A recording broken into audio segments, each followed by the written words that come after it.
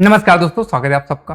कल के आर्टिकल में आपने पढ़ा था कि राज्यसभा राज्य सूची के विषय पर 2/3 बहुमत के साथ कोई भी कानून बना सकती है। अगर उसे जरूरत पड़े, उसे ऐसा लगता है तो ऐसा कानून बना सकती है। आपने कल ये पढ़ा था, ठीक है। आज हम बात करेंगे आर्टिकल नंबर 250 की। 250 क्या कहता है कि अगर किसी जगह पर भारत के किसी क्षेत्र में राष्ट्रीय आपातकाल लगा है या पूरे भारत में राष्ट्रीय आपात लगा है, जब पूरे देश में राष्ट्रीय आपात लगा होगा तब भी राज्य सूची के विषय पर कानून राज्य सरकार बना सकती है। तो कितने दिन तक लागू रहेगा? जब तक इमरजेंसी चल रही है तब तक तो लागू रहेगा, लेकिन इमरजेंसी के समाप्त होने के बाद भी 6 महीने तक आगे लागू रह सकता है। अगर राष्ट्रपति की सहमति मिल जाए तो पहले भी समाप्त किया जाएगा, अन्यथा राष्ट्रीय आपात समाप्त होने के पश्चात वो कानून भी समाप्त कर दिया जाएगा 6 महीने के बाद। 6 महीने से ज्यादा तो चलने वाला नहीं है। 6 महीने से पहले भी खत्म कर दिया जा सकता है अगर राष्ट्रपति उसकी घोषणा कर दे तो। बात क्या है? कल आपने पढ़ा कभी भी मन करे 2/3 बहुमत से कानून बनाया जा सकता है, लेकिन जब देश में राष्ट्रीय आपात लागू हो, 352 लागू हो, तब भी केंद्र सरकार राज्य सूची के विषय पर कानून बना सकती है। आइए पढ़ा देता हूं। और हां, ऐसे बहुत से आर्टिकल आज के आपको मिलेंगे जिसमें केंद्र सरकार राज्य सूची के विषय पर कानून बनाएगी। अभी कल परसों में आपको मिलते जाएंगे, समझते जाइएगा।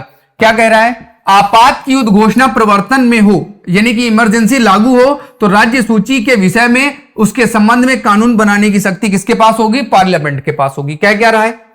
इस अध्याय में किसी बात के होते हुए भी संसद को जब तक आपात की उद्घोषणा प्रवर्तन में है, जब तक इमरजेंसी है, अनुच्छेद 246 का, वो तो है ये जीएसटी वाला, अनुच्छेद 246 जीएसटी कर, राज्य सूची, उसको छोड़ दीजिएगा, केवल आप इसे पढ़िएगा।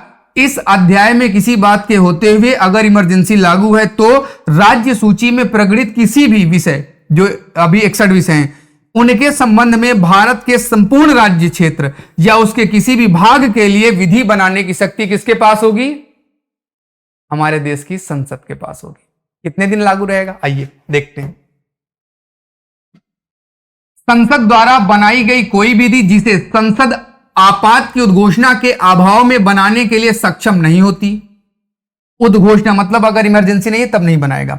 और उद्घोषणा के प्रवर्तन में ना रहने के पश्चात, जब उद्घोषणा समाप्त हो जाए, 6 महीने का बढ़ता रहता है इमरजेंसी, जब उद्घोषणा समाप्त हो जाए तो उसके बाद 6 माह की अवधि की समाप्ति पर अक्षमता की मात्रा तक उन बातों के सिवाय प्रभावी नहीं रहेगी जिन्हें उस वक्त की अवधि की समाप्ति से पहले किया गया या करने का लोप कर दिया गया। जिस बात को पहले समाप्त कर दिया गया वो पहले समाप्त हो जाएंगी जब इमरजेंसी नहीं होगी, अन्यथा 6 माह के बाद तो सभी की सभी समाप्त हो जाएंगी। बीच बीच में समाप्त करते जाओ, छोड़ देते जाओ तो ठीक है, नहीं छोड़ दिया तो 6 महीने के बाद, इमरजेंसी समाप्त होने के 6 महीने के बाद सारा कुछ खत्म। राज्य सूची पर जो कानून केंद्र सरकार ने बनाया था वो वाला कॉन्सेप्ट क्या हो गया? खत्म।